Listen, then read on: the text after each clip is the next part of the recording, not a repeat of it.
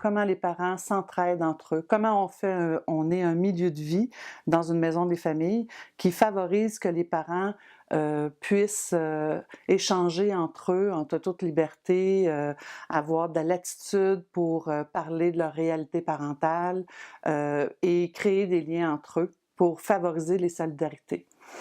Mais la confiance qu'on a pu établir vraiment donne aux parents la chance de pouvoir être eux-mêmes et même d'être un soutien les uns pour les autres, de parents à parents.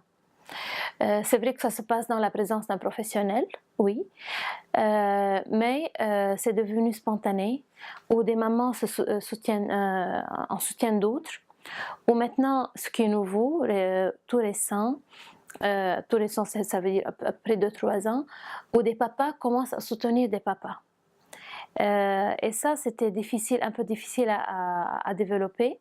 Quand même, les papas ont réalisé, certains papas, ont réalisé que leur rôle est aussi important que celui de la mère. Leur rôle comme parent est encore plus important que leur responsabilité d'apporter du soutien financier à la famille. Beaucoup de choses tournent autour de la famille, hein. Quand une maman vient avec ses enfants ou même un papa et qu'il se retrouve à la maison des familles,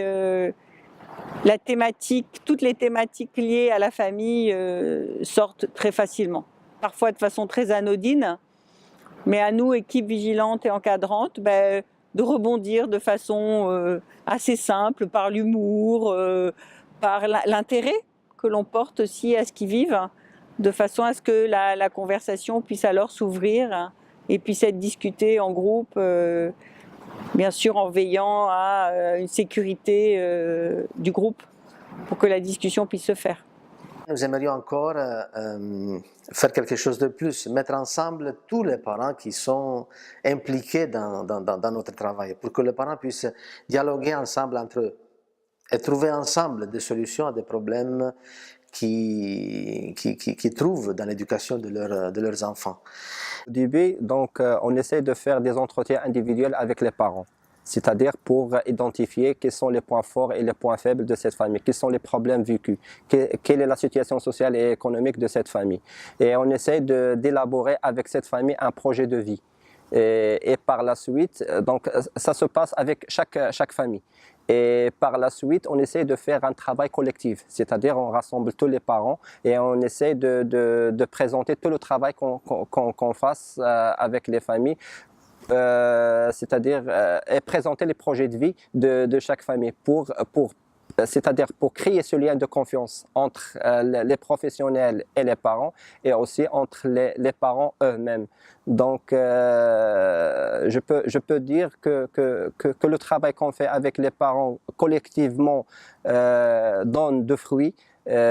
Puisque l'idée pour nous, c'est comment créer ce relationnel, c'est comment créer, comment favoriser le relationnel entre les parents et pousser les parents à être autonomes. Un parent qui arrive pour la première fois en maison des familles et qui est accueilli par un autre parent, ça ne lui donne pas le même signe. Ça ne lui envoie pas le même message que s'il est accueilli par une intervenante. Ça ne l'offre pas le même message. Et ça, moi, j'ai vu des parents tout de suite se sentir interpellés de par cet accueil-là d'un autre parent ou de s'apercevoir qu'il y a une liberté à pouvoir circuler dans l'organisme. Donc, il y a une place à prendre. Mais au long des années, certains parents se sont davantage attachés à Akai. Et là nous est venue à cœur une des stratégies qui peut être la plus effective au sein d'Akai, qui est ce mini-groupe de parents très attachés à Akai. Nous les avons formés davantage. Donc nous les avons pris à nos côtés, nous avons formés pour aller faire ce qu'on appelle des home visits, donc des visites de famille, et puis ensuite d'écrire un rapport pour les assistantes sociales, donc de devenir profondément partenaires des équipes d'Akai et d'être capables de nous rendre des services aussi en tant que volontaires. Mais ce sont eux qui iront à la rencontre des nouvelles familles et les accompagner, par exemple, dans les difficultés. Je pense à nos parents qui ont des jeunes en prison. Parfois, ils sont perdus avec tout le système judiciaire, savoir aller dans les différents bureaux de la Cour de justice. Eh bien, nos parents, ce qu'on appelle les parents advocates, les accompagnent, etc. Ou alors, quand on a des soucis par rapport à tel ou tel garçon, eh bien, les parents advocates vont à la rencontre des parents pour dire qu'est-ce qui se passe, qu'en est-il, on n'a pas de nouvelles de votre côté, on essaie de vous joindre mais on n'a pas de numéro de téléphone, etc. Donc voilà, ils deviennent, ces parents advocates, nos assistants. Et puis pendant le séminaire des familles, ce sont eux qui assurent tout l'aspect logistique, l'organisation des temps de détente, l'organisation de certaines activités. Ils prennent en main cela et ils sont à l'écoute des parents. Quand nous percevons par exemple qu'un parent a une difficulté d'oser la confiance, de s'ouvrir, de partager des situations très difficiles, parce qu'on a quand même des parents, des mères de famille qui ont eu les incestes qui se passaient sous leur toit, eh bien les parents advocates sont là.